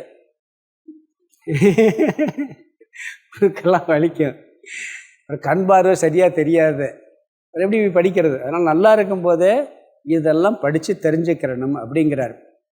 சில பேர்லாம் வாய் வழி சொற்களாக வந்தது தான் நம்மளுக்கு நிறைய நம்ம நாட்டில் பயன்பட்டுருக்கு. நிறைய அவங்க சொல்லி இவங்க சொல்லி மனப்பாடம் பண்ணி அப்படியே சொல்லி கொடுத்து வர்றது தான் இன்றைக்கு வரைக்கும் பயன்படுது. இந்த அரைக்கா முக்கால் வீசம்லாம் கணக்கு சொல்லுவாங்க. நான் பார்த்துருக்கேன், ஸ்கூலுக்கே போயிருக்க மாட்டார், அந்த கணக்கு சொல்ல நம்மளால் போட முடியாது, அவர் போட்டுருவார். அப்படியெல்லாம் அந்த காலத்தில் இருந்தாங்க. அது படலாம் எப்படின்னா அப்படி பழக்கமாக வர்றது. இதுதான் ரிஷி யக்கியம்ங்கிறார். இந்த வகுப்பு என்னது? ரிஷி யக்கியம் தான். இது ரிஷி யக்கியம். இந்த பாராயணம் பண்ணுறது எல்லாமே ரிஷி யக்கியம். நம்மளுடைய நூலில் இப்போ திருவாசக முற்றோதல் பண்ணுறோம், அது ரிஷி யக்கியம். திருக்குறள் முற்றோதல் ரிஷி யக்கியம். கீத பாராயணம் ரிஷி யக்கியம். நம்ம சில நேரம் லலிதா சகஸ்ரநாமம் இதெல்லாம் படிக்க, எல்லாமே இதெல்லாம் ரிஷி யக்கியத்தில் சேர்ந்துடும். நம்மளுடைய நூல்கள் எல்லாமே வேதத்தை மையமாக வச்சு வந்தது. முதல்ல புரிஞ்சுக்கிறோம். சில பேர் தமிழ்நாட்டில் என்ன ஒரு கருத்து இருக்குன்னு சொன்னால், வேதம் வேற நம்ம வேதத்தை வந்து பாரத தேசம் முழுவதுமே அதை மையமாக வச்சு வந்திருக்கு. அது சான்ஸ்கிரிட்டுங்கிறது தனிப்பட்ட ஒரு இது கிடையாது. தமிழ் எழுத்து வடிவத்திலையும் எழுத முடியும். சம்ஸ்கிருதத்தை கிரந்த எழுத்து வடிவம் இருக்குது. இப்போ திருக்குறளில் வந்து அதுக்கு படிக்கிறதுக்கு ஒருத்தர் என்ன எழுதியிருக்கிறாருங்கன்னா, ஓதற்கு எளிதாய் உணர்தற்கு அரிதாகி வேத பொருளாய் மிக விளங்கிங்கிறார். வேத பொருளாய் மிக விளங்கி, அதை ஏன் சொல்லணும்? வேத பொருளாய் மிக விளங்கி தீதற்றோர் உள்ளுதோறும் உள்ளதோறும் உள்ளம் உருக்குமே வள்ளுவர் வாய்மொழி மாண்புங்கிறார். பிறகு இதில் திருவாசகத்தில் பார்த்தீங்கன்னா, திருச்சாளரில் ஒரு இருக்கு, நன்றாக நால்வருக்கும் நான்மறையின் உட்பொருளை அன்று ஆளின் கீழிருந்து அங்கு அறம் உரைத்தான் காணேடி. நான்மறையின் உட்பொருள், 4 மறை தீர்ப்பு தமிழில் இருக்கு. 4 மறை தீர்ப்புன்னு சொல்கிறோமா இல்லையா? நல்லவர் என்றும் கெடுவதில்லை, இது 4 மறை தீர்ப்பு. அப்போ 4 மறைன்னா என்ன? பொதுவாக அதை மையமாக வச்சுதான் பார்த்தீங்கன்னா, வேதத்தை பற்றி திருவாசகத்தில் எல்லா இடத்துலையும் தமிழ் நூல்கள்லேயும் வருது. அதை யாருமே மறுக்கிறது கிடையாது. ஆனால் நம்ம ஒரு பிரிவாக இப்படி நினச்சிக்கிட்டு இருக்கோம். அதனால் எல்லாமே சான்றோர்கள் எழுதி வைத்த ஒரு முறையாக வச்சுருக்கு. திருக்குறள், திருவாசகம், தமிழில் எவ்வளவோ நூல்கள் இருக்குது. அதை தினந்தோறும் ஓத வேண்டும். இது என்னது? ரிஷி ஐக்கியம். 3 முடிஞ்சு, இதுக்கே டைம் ஆயிடுச்சு. இன்னும் 2 மனுஷி ஐக்கியம் அடுத்தது. இது முக்கியமானது நம்ம வாழ்க்கையில். மனிதர்களுக்கு நாம் செய்கின்ற உதவி, அவங்களுக்கு உணவு கொடுக்கறது மட்டும் இல்லை, உணவு கொடுக்கறது, உடலால் செய்கிறது, அறிவினால் செய்கிறது, ஏதோ ஒரு விதத்தில் மனித ஜீவர்களுக்கு செய்கின்ற உதவி மனுஷ ஐக்கியம். இப்போ ஆஸ்பத்திரியிலே டாக்டர் இருக்காங்க. நம்ம வந்து ஏதோ ஒரு தொழில் செய்கிறோம், பணம் வாங்காமல் நம்ம செய்ய முடியாது. ஏன்னா குடும்பம் காப்பாற்றணும், எல்லாத்தையும் காப்பாற்றணும். ஆனால் ஒரு சில பேருக்கு அது இல்லாமையும் பண்ணுறோம். நாமளே பண்ணுறோம்ல. சில பேருக்கு என்ன பண்ணுவோம், பொருளை வாங்கிட்டு பண்ணுவோம். ஒரு வியாபாரம் கூட பண்ணுறோம், காசு வாங்கிட்டு பண்ணுவோம். ஒரு சில பேருக்கு என்ன பண்ணுவோம், அந்த பொருளை தானமாகவும் கொடுப்போம். அப்படி எது செஞ்சாலும் கூட யார் கஷ்டப்படுறாங்களோ அவங்களுக்கு ஒரு உதவி செய்வது மனுஷ ஐக்கியம். இன்றைக்கி அந்த மனுஷ ஐக்கியத்தில் வந்து நம்ம காசியில் ராமகிருஷ்ண மடம் ஒன்று இருக்குது. அது எப்படி வந்துச்சுன்னா, அது டாக்டர் தான். விவேகானந்தருடைய சிஷ்யர் ஒரு டாக்டர். அவர் கல்யாணம் முடிக்காத பிரம்மச்சாரி. அவர் கேட்டாராம் விவேகானந்தர்கிட்ட போய், எனக்கு வந்து ஒரு இடம் ஏற்பாடு பண்ணி கொடுங்க, நான் எல்லாத்துக்கும் மக்களுக்கு ஃப்ரீயாக வைத்தியம் பண்ணுறேன். அவருக்கு சன்னியாசி பிரம்மச்சாரி, ஃப்ரீயாக வைத்தியம் பண்ணுறேன்னு சொன்னாராம். இவங்களே மடம் இல்லாமல் சுற்றிக்கிட்டு இருக்காங்க. அப்புறம் எப்படி இவர் போய் இன்னொரு இடத்த ஒரு அப்போ எல்லாம் அவங்களுக்கெல்லாம் இடமே இல்லை. இவங்களே பிஷ் எடுத்து தானே சாப்பிட்றாங்க. நீ சேவை செய்யன்னு வந்துட்டே இல்லை, வீடு வீடாக போய் வைத்தியம் பாருனாராம். அப்படின்னு சொல்லி ஒரு 4 தான் கொடுத்தாராம் அவருக்கு விவேகானந்தர். இன்னைக்கு கல்கத்தா இது காசியில் அந்த ராமகிருஷ்ண மடத்தில் இருக்க ஆஸ்பத்திரி பெரிய ஆஸ்பத்திரி. இன்றைக்கி நான் அங்கே போயிருந்தேன். அவ்வளோ கூட்டம் இருக்குது அங்கே. அவ்வளோ ஒரு ஃப்ரீ, ஒரு இந்தியாவுக்குள்ளே ஒரு மெடிசன் சம்மந்தப்பட்ட ஒரு இன்ஸ்ட்ருமெண்ட் வருதுன்னா ஜிஹெச்சுக்கு டெல்லிக்கு வரும், அடுத்து இங்கே வந்துடுமா. அவ்வளோ பெரிய ஆஸ்பத்திரி, அந்த சேவை மையம் மாறிடுச்சு. அவருடைய அந்த அந்த மனுஷ ஐக்கியம், அவர் பண்ணக்கூடிய அந்த தியாகம் வந்து இன்றைக்கி இவ்வளோ எத்தனை வருஷம் ஆச்சு, 100 வருஷத்துக்கு மேலே ஆச்சு. அப்படி ஒரு சிறப்பாக அது அமைஞ்சிருக்கு. அதனால் என்ன சொல்கிறாருன்னா, மனுஷ ஐக்கியம் எந்த பலனையும் எதிர்பார்க்காமல் செய்ய வேண்டும். அப்படி செஞ்சாத்தே அது மனுஷ ஐக்கியம். பலனை எதிர்பார்த்து செஞ்சால் அது மனுஷ ஐக்கியம் இல்லை. நான் வந்து இப்போ வைத்தியம் பார்க்குறோம், எல்லாத்தையும் வீட்டில் இருக்கவங்களுக்கு நான் பணம் பார்க்க வைத்தியம் பண்ணுறேன்னு அது வந்து மனுஷ ஐக்கியம் இல்லை. அப்படி வாங்கினீங்கன்னா அப்புறம் வீட்டுக்குள்ளே போக முடியாது நம்ம, இல்லைங்களா? யாரோ ஒரு சில பேருக்கு பண்ணணுங்கிறாங்க, இல்லாட்டி பண்ண முடியாது. ஒருத்தர் சொன்னார், ஒருத்தர் லஞ்சம் வாங்காமல் எந்த காரியம் பண்ண மாட்டாராம். லஞ்சம் வாங்காமல் பண்ணவே மாட்டார். மகன் ஒரு காரியத்துக்கு போயிருக்கான், காசு விடுன்னு கேட்டிருக்காரு. என்னப்பா நீ ஏன்ட்ட கொடுத்துட்டு பண்ணுறா, அப்புறம் வீட்டில் வந்து வாங்கிக்கடான்னாரான். இல்லாட்டி எனக்கு வேலையே ஓடாதுன்னாரான். இப்படி ஒரு பழக்கம் இருக்குவாரு. கொடுத்தா தான் அந்த வேலையை செய்ய முடியாது அவருக்கு. இப்படி ஒரு சில பேர் பழகிருக்காங்க. இதெல்லாம் என்ன பண்ணுவீங்க? அதுக்காக வந்து எல்லாம் சொல்லலை. நாம் வந்து எதுவுமே நம்ம வாழ்க்கைக்கு பணம் தேவை இருக்குது, பொருளாதாரம் தேவை இருக்குது. ஒரு சில பேருக்காவது முடியாதவங்களுக்கு அந்த தானத்தை செய்ய வேண்டும். அறிவினால், உடலினால், பொருளினால் எது உங்களால் முடியுமோ அது செஞ்சால் அதுக்கு பேர் மனுஷ ஐக்கியம். சில பேருக்கு ஒன்றுமே பண்ண முடியலை. ஒருத்தர் அவர் கஷ்டத்தெல்லாம் சொல்கிறார், நம்மகிட்ட வந்து கேட்டுக்கிட்டு இருந்தாலே அவருக்கு மனசு ஃப்ரீ ஆகுதுன்னு வச்சுக்கோங்க. நம்மகிட்ட சொல்கிறதுனால ஒரு மைண்டு ஃப்ரீ ஆகிடுதுன்னா ஒரு டைம் கொடுக்குறோம். இப்போ காலத்தை தியாகம் பண்ணுறான். நம்மளோட டயத்தை என்ன பண்ணுறோம், பொறுமையாக கேட்குறோம்ல, அது ஒரு பெரிய தியாகம். வந்தாலே என்ன பண்ணுறது, ஓடிடக்கூடாது. அவன் கஷ்டத்தை வந்து சொல்லணும்னு நினைக்கிறான், உண்மையான கஷ்டத்தை. அவனுக்கு ஒரு ரிலாக்ஸ் கிடைக்குதுன்னா நம்ம டயத்தை கொடுக்கலாம். அதுவும் ஒரு மனுஷன் ஐக்கியம்ங்கிறாங்க. அதனால் இது பிறகு இன்னொன்று, அதிதிக்கு உணவு கொடுக்கறது, வேண்டியவங்களுக்கு கொடுக்கறது இல்லை. அதிதின்னா திதி சொல்லாமல் வருபவர்னு அர்த்தம். நான் இத்தனை மணிக்கு இப்போ சாப்பிட வருவேன்னு சொல்லாமல் வருது. இப்போ என்ன பண்ணுறான், சொல்லிட்டு வந்தால் தான் சாப்பாடு, சொல்லாட்டி சாப்பாடு. அது மட்டும் இல்லை, நீ எத்தனை இட்லி சாப்பிடுவ, நீ எத்தனை இட்லி சாப்பிடுவ, மொத்தம் கணக்கு போட்டு அத்தனை இட்லி மட்டும் ஊற்றுறது இருக்கா இல்லைங்களா? அப்படியெல்லாம் பண்ணால் யாராவது வந்து கேட்டால் கொடுக்க முடியுமா? கொடுக்க முடியாது. கிராமத்தில் உண்டு. மிச்சம் இருந்தால் ஏதாவது பறவைக்கு போட்டுருவாங்க, பூனைக்கு போட்டுருவாங்க, இல்லை யாருக்கா கொடுப்பாங்க, கொஞ்சம் எக்ஸ்ட்ரா சேர்த்து வச்சு பண்ணுவாங்க. இதெல்லாம் என்ன சொல்கிறாருன்னு சொன்னால் மனுஷிய ஐக்கியம். அந்த காலத்தில் ஹோட்டலே கிடையாதான் தெரியுமா உங்களுக்கு? ஹோட்டலே கிடையாது. உணவு வந்து விற்கிறது பழக்கம் கிடையாது, விற்கக்கூடாதுன்னு சொல்லி சாஸ்திரத்தில் இருக்குது. அதனால் சத்திரம் வச்சுருப்பாங்க. அங்கே போகிறவங்கள அங்கே போய் சாப்பிட்டுக்கிறலாம். அந்த ரிஷி, அந்த மனுஷிய ஐக்கியம் இருந்ததுனால தான் இன்னைக்கு வரைக்கும் நம்ம சாஸ்திரம் காப்பாற்று. இப்போ பார்த்துருக்கேன் நான், என் கூட ஒரு சன்னியாசமான ஒருத்தர் திடீர்னு சொல்லாமக்கெல்லாம் எங்கே போனான்னு சொன்ன இந்த நர்மதா பரிக்கிரம யாத்திரை போயிட்டு போனார். அவர் ஃபோனையும் வச்சுட்டு போயிட்டார், நம்பரே கான்டாக்ட் பண்ணல. பிறகு வந்து ஒரு 6 மாதம் கழித்து கான்டாக்ட் பண்ணால் ஏதோ ஒரு ஃபோனை வாங்கி அவர் பேசுகிறார், நர்மதா பரிக்கிரம யாத்திரை போகிறேன்னு பேசிக்கிட்டு இருக்க சொன்னார். இப்போ வந்திருக்கும்போது கேட்குறேன், கிட்டத்தட்ட 6 மாதம் ஏதோ போயிருக்காரு, ஒரு நேரம் பட்னியாக இருந்ததில்லை, தங்குறது கிடம் இல்லாமல் இருந்ததில்லைன்னு சொல்கிறார்.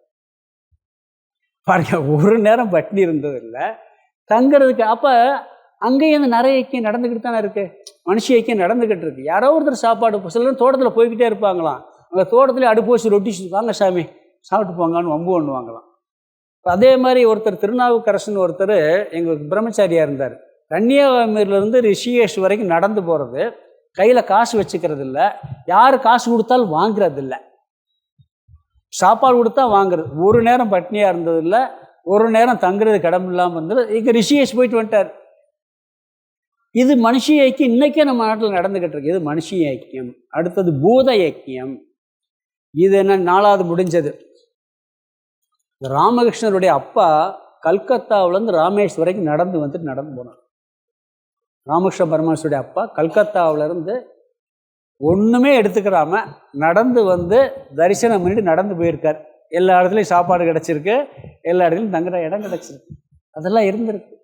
எங்கள் ஊரில் எங்கள் ஆசிரம ட்ரஸ்டி பெரிய கோடீஸ்வரர் ஒருத்தர், டிஎஸ்கே சுப்பிரமணியன் ஒருத்தர் இருந்தார். அவர் தான் தேனி ஆசிரமத்துக்கு முதல் இடம் வாங்குறதை கொடுத்தவர். கம்பத்தில் ஆஸ்பத்திரி கட்டுறதுக்கு இடம் ஃப்ரீயாக கொடுத்தவர். 10 நாள் இப்படி போய் பார்ப்போம்னு போனார், பிச்சை எடுத்து சாப்பிடுவோம்ட்டு.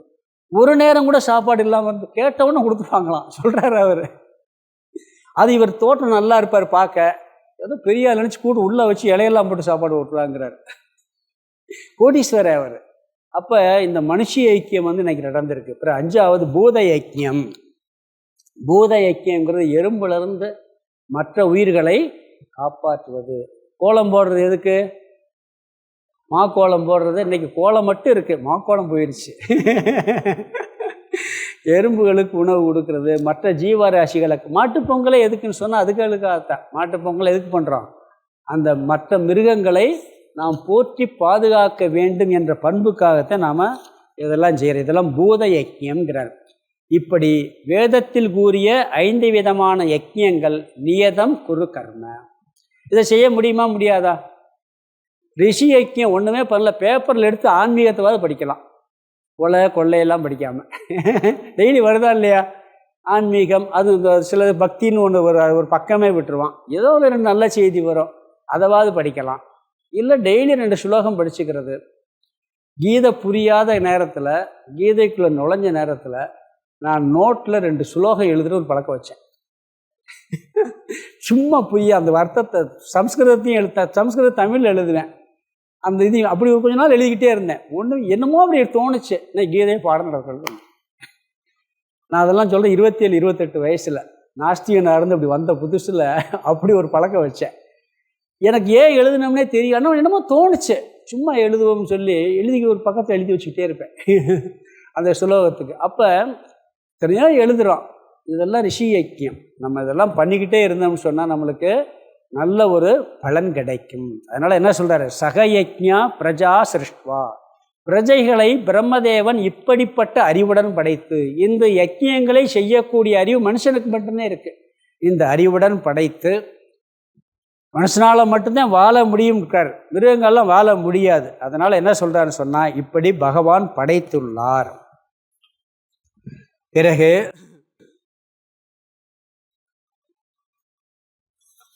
அடுத்து ஒரு கருத்து சொல்கிறார். இதான் அதான் ஆதியில் புறா உவாச்ச பிரஜாபதி, படைத்து இப்படி சொன்னார் அப்படின்னு சொல்கிறார். மற்ற எந்த உயிருக்கும் இந்த அறிவு கிடையவே கிடையாது, மனுஷனுக்கு மட்டும்தான் இருக்கு. ஒருத்தர் சொன்னார் ஒரு சம்பவம். வள்ளலார் காலத்தில் ஒரு சாமியார் உட்காந்தாரான் திண்ணையில். போகும்போது யாரோ மனுஷன் நரி போதும் பாரான், கழுத போதும் பாரான், நாய் போதும் பாரு, ஒவ்வொரு மனுஷனா அப்படி சொல்லிகிட்டே இருந்திருக்காரு. வள்ளலார் நடந்து வந்து மனுஷன் போகிறேன் பாண்டாரான். ஏன்னா எல்லா குணம் மனுஷனுக்கு இருக்கு. அதனால இது மற்ற மிருகங்களுக்கு அந்த ஒரு குணந்தே இருக்கும். இந்த அறிவுடன்கிறார் இங்கே. அது சொல்றதே பார்த்தீங்கன்னா, சகயக்ஞா பிரஜா சிருஷ்டுவா, இந்த அறிவுடன் பிரஜாபதி நான்முக பிரம்மன் மனிதர்களை படைத்திருக்கின்றார். ஆகவே இந்த யஜ்ஞத்துடன் நாம் வாழ வேண்டும். எப்ப புறா உவாச்ச பிரஜாபதி, ரெண்டாவது வார்த்தை, ஆதியில் சிருஷ்டியின் துவக்கத்தில் பிரம்மா படைத்தார். விரேக இதனால என்ன பலன்னு சொல்றார், அனேன பிரசவிஷ்யத்துவம், அதாவது இந்த யஜ்ஞ வாழ்க்கை முறைப்படி கர்மயோக வாழ்க்கையின் மூலமாக வாழ்ந்தால் நீங்கள் மேன்மையை அடைவீர்கள், உங்களை நீங்கள் உயர்த்தி கொள்வீர்கள்ங்கிறார். இதுபடி வாழ்ந்தால், இந்த அறிவை கொடுத்துருக்கேன், இதுபடி வாழ்ந்தீங்கன்னா நீங்கள் உங்களை நீங்கள் உயர்த்தி கொள்ள முடியும், மேன்மை அடைய முடியும், சித்த சுத்தி பெற்று ஞானத்திற்கு வர தகுதி கிடைக்கும். பிறகு அடுத்து சொல்கிறார் இன்னொரு பலனை, ரெண்டாவது வார்த்தை, ஏஷ வக அஸ்து இஷ்ட காமத்துக்கு, வகன்னா மனிதர்களாகிய உங்களுக்கு, ஏஷ இந்த வாழ்க்கை முறை, இஷ்ட காமத்துக்கு நீங்கள் விரும்பிய ஆசையை பூர்த்தி செய்வதாக இருக்கட்டும்ங்கிறார். இது என்ன செய்யும்னா, நீங்கள் விரும்பியதை அடைய முடியும். சொர்க்கலோக பலனுக்கும் போகலாம், இகலோகத்தில் உள்ள சுகமும் இப்படி வாழ்ந்தாத்தையும் கிடைக்கும்ங்கிறார். இல்லையா, அக்கிரமம் பண்ணுறவங்க தானே நல்லா வாழ்ந்துக்கிட்டு இருக்கான், இப்படி வாழ்கிறது எங்கே, அப்படிலாம் கிடையாது, அது உண்மையே கிடையாது. ஏதோ ஜென்மத்தில் புண்ணியம் பண்ணியிருப்பான், அதனால் மேலோட்டமாக அவனுக்கு செல்வமெல்லாம் கிடைச்சிருக்கான், ஆள் மனசில் அவனுக்கு அமைதிங்கிறது அணுவளவும் இருக்காது. ஆனால் எந்த வாழ்க்கை முறை வாழ்பவர்களுக்கு இங்கே விரும்பிய பலனை அடையலாம்ங்கிறார். இங்கேயும் கிடைக்கும், அப்படி இல்லாட்டி சொர்க்கத்திலையும் கிடைக்கும். இங்கே இருக்கக்கூடிய சுகம் கிடைக்கிறது மட்டும் இல்லை, இங்கே சித்த சுத்தி பெற்று ஞானத்திற்காக உங்களை நீங்கள் உயர்த்தி கொள்ளவும் முடியுங்கிறார். காமதேனு வாகட்டும் அப்படிங்கிறார். காமதேனு கற்பக விருட்சம் மாதிரி இது பயன்படும். லௌகீக வாழ்க்கையில் ஒருவன் சிறப்பாக வாழ வேண்டும் என்றாலும் ஆன்மீகத்துக்கே போக வேணாம்.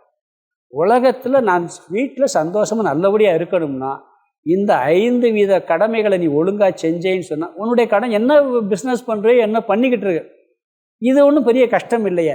சாமியை கும்பிட்டு ஆரம்பிக்கிறது கஷ்டம் கிடையாது, முன்னோர்களை பார்த்துக்கிறது கஷ்டம் கிடையாது, தினம் 2 ஸ்லோகம் படிக்கிறது கஷ்டம் கிடையாது, யாராவது ஒரு மனுஷனுக்கு உதவி செய்கிறது கஷ்டம் கிடையாது. ஏதாவது அங்கே போகிறோம், ஏதாவது சில மிருகங்களுக்கு, சில பறவைகளுக்கு, காக்காய்க்கு சோறு போடுறோம், இப்படி மற்ற உயிர்களை பார்த்துக்கிறது தான் வாழ்க்கையினுடைய ஒரு அங்கம். இப்படி இருந்தால் நாம் அனைத்து விதமான பயன்களையும் அடையலாம். தவறான வாழ்க்கை முறையில் போனாத்தே நல்லா வாழ முடியுங்கிறது ஒரு தவறான சிந்தனை, சத்தியம் அல்ல, அது பொய்யானது, அது உண்மையெல்லாம் கிடையாது. சில பேர் அப்படி சொல்கிறாங்க. உண்மையிலே பார்த்தீங்கன்னா அவனுடைய வாழ்க்கைக்கு உள்ளே போய் பார்த்தீங்கன்னா தெரியும் எவ்வளோ கஷ்டப்படுறாங்கன்னு தெரியும். சில பேர் நல்ல பிஸ்னஸ் பண்ணிக்கிட்டு இருப்பார், பார்த்தீங்கன்னா உண்மையான காரணம் என்னவா இருக்குன்னா, அந்த உழைப்புக்கு முன்னாடி அவங்களுடைய நேர்மை, அந்த தொழிலில் ஒரு நேர்மை இருக்கும், கடினமான உழைப்பு இருக்கும்.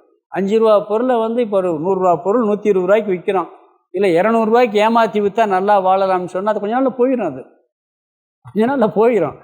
அந்த ஒரு முறையாக சிஸ்டமாக வச்சுருக்கோம், பல ஜென்மங்களில் பல பரம்பரையாக அதெல்லாம் நல்லா ஓடிக்கிட்டே இருக்கும். அது ஏன்னா அந்த நேர்மை இருக்கும், கடின உழைப்பு இருக்கும். பிறகு ஒரு 7-8 தலைமுறை இருப்பது நேர்மை போகும், அந்த உழைப்பு போகும், பிறகு ஒரு தொய்வு வரும், பிறகு ஒருத்தன் நேர்மையாக இருப்பான், பிறகு உழைப்பான், இப்படித்தான் போகுமே ஒழிய அதர்மம் பண்ணுறதுனால வாழ முடியாது. இகலோக வாழ்க்கையில் நீங்கள் விரும்பிய பொருளை அடையணும்னா கூட இந்த வாழ்க்கை முறைப்படி வாழுங்கள்னு சொல்கிறாரு. இது ஒரு ரகசியமான உண்மை, அதனால் இதன்படி வாழ வேண்டும். இது கர்மயோக வாழ்க்கை முறை. இதில் இன்னும் சில கொஞ்சம் விளக்கம் இருக்குது, முடிச்சுட்டு அடுத்த ஸ்லோகத்துக்கு போகலாம். ஏன்னா ஒரு முக்கியமான ஸ்லோகங்கிறதுனால நாம் இதை பார்த்துருக்கோம். அடுத்த வகுப்பில் பார்க்கலாம்.